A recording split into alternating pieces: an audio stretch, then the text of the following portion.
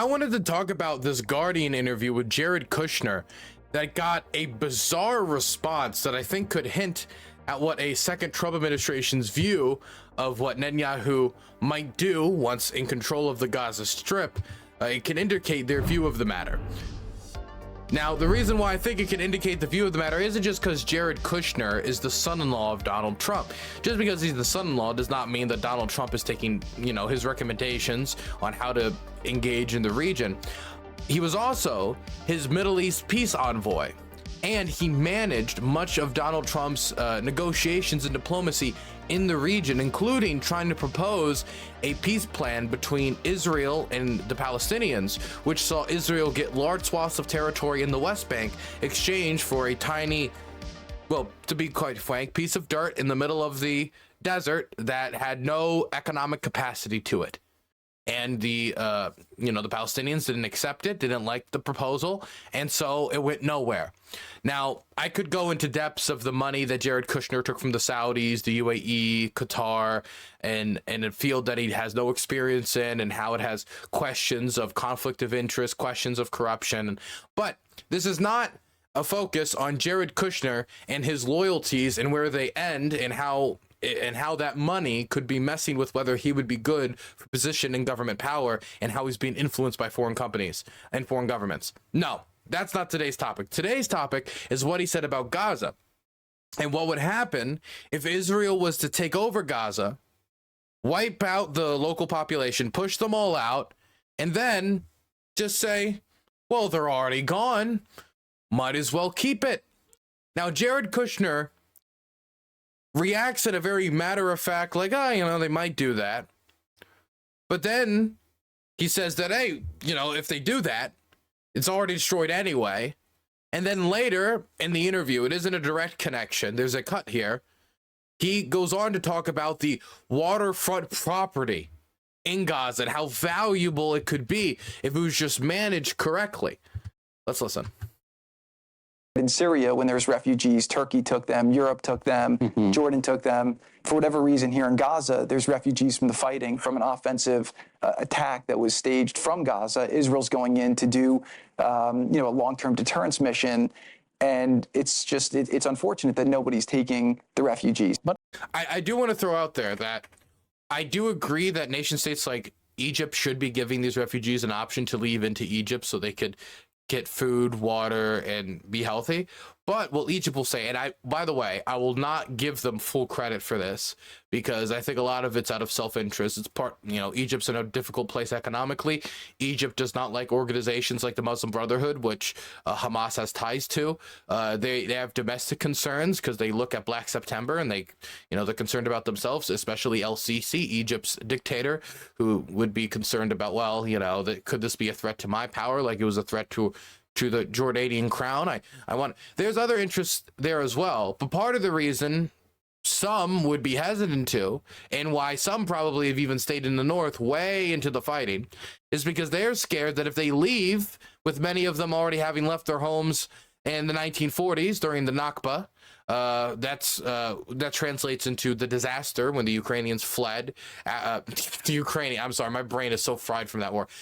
When the Palestinians fled after fighting was broken out between Arab armies, what would become the IDF, the Israeli Armed Forces, and many were expelled, some of which even having their wells poisoned, as was recently discovered by released documents from Ben-Gurion's administration, the first prime minister of Israel. He was a socialist, secular Zionist. So if you have already left that land due to the violence that was happening then, expulsion, coercion for them to leave, there was definitely coercion used, and just like general fear for safety. You saw your neighbors leave, you're like, I don't want to, I'm going to leave while I leave and getting's good. And then you possibly leave again in 1967. Maybe you don't, but you've already left your house before, you already left your land before, and now you're in Gaza, and now you're going to leave it again to go to a country that you've never claimed the identity of. You could have grown up thinking your whole life you're Palestinian, and now you're going to go live in Egypt. Now you're going to go live there. Now you're going to go live here. You've already seen so much land get lost, and now you're going to lose Gaza, which has never been recognized as Israeli territory, not by any international body, and not by any country in the world, even the United States. Hell, even Israel doesn't claim it outrightly right now, at least, even if there's fantasies of the Israeli far right as its own territory. So, them fleeing again is just going to be a non-starter for, the majority of Palestinians, leaving and not coming back. They just don't want to repeat that tragic period of Palestinian history. I mean, the Nakba is so psychologically damaging to the Palestinian community. It's such a sore spot for them that to seek a second one, or to allow a second one as a solution to violence or to the Palestinian-Israeli question, it's just asking for trouble. But also there are real fears on the part of Arabs, and I'm sure you talk to a lot of them, who think once Gazans leave Gaza, Netanyahu's never going to let them back in. Maybe, but I'm not sure there's much left of Gaza at this point. So, if you think about even the construct, like, Gaza was not really a historical precedent, right? It was the result of a war, right? You had tribes that were in different places, but then Gaza became a thing. Egypt, used to run it. And then, over time, you had different governments that came in different ways. So you have another war, usually when wars happen, borders are changed historically over time. And so my sense is I would say, how do we deal with the terror threat that is there so that it cannot be a threat to Israel or to Egypt, right? I think that both sides are spending a fortune on military. I think neither side really wants to have, a terrorist organization enclaved right between them.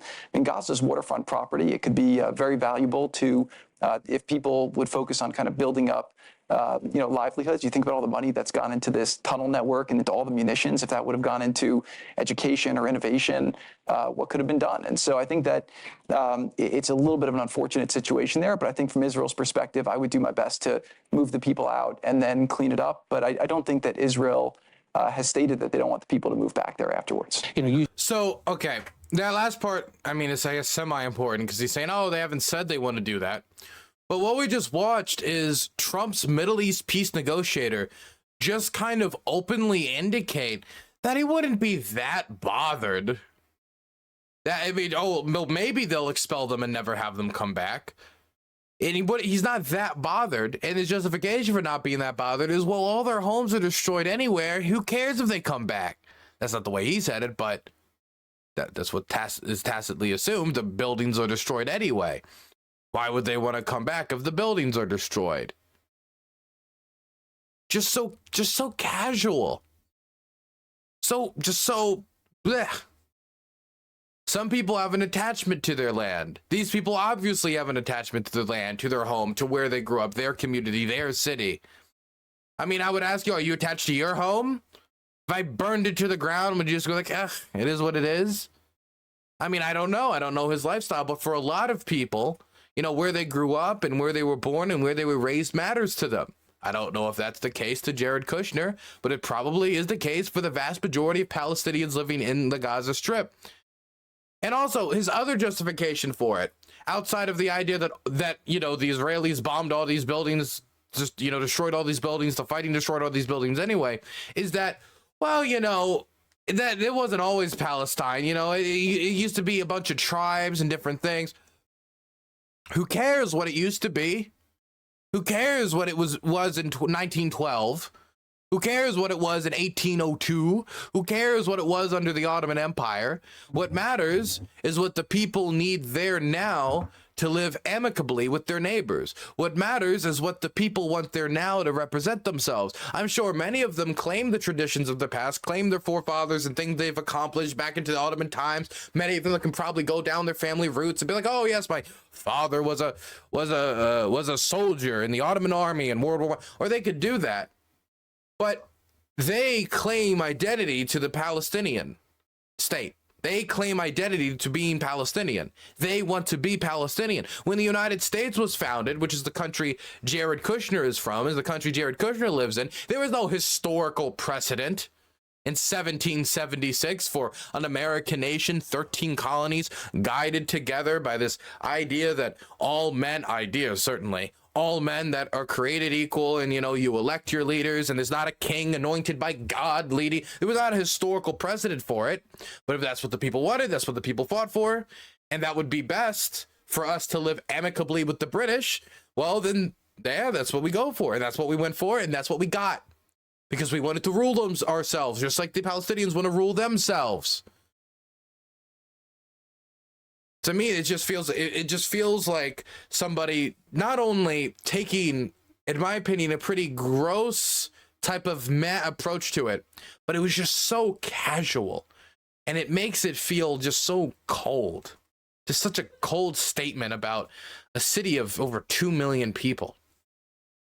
You saw Tom Friedman's column on Tuesday about, where he put forward a plan to get out of this. Biden should recognize the Palestinian Authority unilaterally as a state, and MBS should go to Jerusalem like Egyptian President Anwar Sadat did in 1977, and he should say, I'll normalize with Israel, I'll recognize West Jerusalem as your capital, and I'll even pay to rebuild Gaza if you recognize a Palestinian state with East Jerusalem as its capital. What do you think? Good idea? By the way, the majority of Israelis, when polled, like that idea.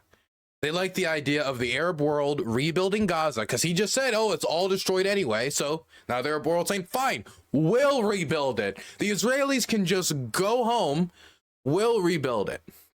We'll rebuild it, the hostages will be returned, and the future Palestinian state that exists now, where Gaza and the West Bank are, will be demilitarized, and a commitment to a state is a vague promise for in the future. There's no timeline, there's no by this day a Palestinian state will be created. It is just a vague promise that one day the Palestinians will get a state to represent themselves, but they will not be allowed to have an armed forces.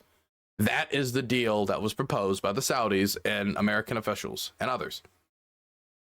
No, I don't think that's a good idea. I think that there's certain elements of it that are correct. I think proactively recognizing a Palestinian state would essentially be rewarding an act of terror that was perpetrated into Israel. So it's a super bad idea in that regard. Could you imagine if after World War II, and there were people, by the way, who did want this, they were like, oh, well, you know, if we say that one day Germany will exist, well, then we're rewarding, you know, in a way, we're kind of rewarding, you know, everything. I mean, you have to, now look, if Hamas wants Israel gone, and that's their goal, as the Netanyahu government says, as others say, is that's the goal of Hamas, is to take everything over, then I do want to say that guaranteeing a future demilitarized Palestinian state, one where Israel is currently, you know, trying to crush Hamas to make sure that they would not lead whatever is left over. I mean, how does that reward Hamas? That would still have to guarantee that Hamas is, again, demilitarized. So that would mean they don't got bombs, they don't got rockets, they can't bomb you. So would Hamas, under this current paradigm, agree to give up their weapons if it meant that one day there'd be a Palestinian state, whether it be 5, 10 years in the future, whenever? How much of a, I mean, depending, see, it's how he presents it that I think makes it like, oh, this is a loss. If you told Hamas, okay, here's the deal, you're going to give up all the hostages, they're going to rebuild, we're going to rebuild the West Bank, there's going to be no guns, no bombs, nothing here, and one day the Israelis have agreed that a state will be created. They would hate that. I don't think they'd like that deal. I don't think they'd like the deal because there's no timeline. I don't think they'd like the deal because they don't want the Palestinians to be demilitarized. I don't think that they'd like the deal because they would still not have a solution to the question of the settlers in the West Bank. I don't think they'd like that deal because the Iranians wouldn't like that deal. There's a whole bunch of reasons why they wouldn't like that deal. You could make it a loser for Hamas. You could make it a loser for Hamas. Being like, look, we offered again. We said this deal was fine. We agreed to it. Hamas said no. But instead, it's, well, if we agree that one day the Palestinians will have representation, then Hamas wins. If you make Palestinians having representation a victory for Hamas, then you're not going to be able to build the foundations because all the things that require peace and stability between the two peoples are things that you've already pre-organized and preordained as victories for Hamas. It's a policy for disaster. It's setting yourself up for a disaster and making you very inflexible and trying to change the status quo, because the status quo is obviously not working.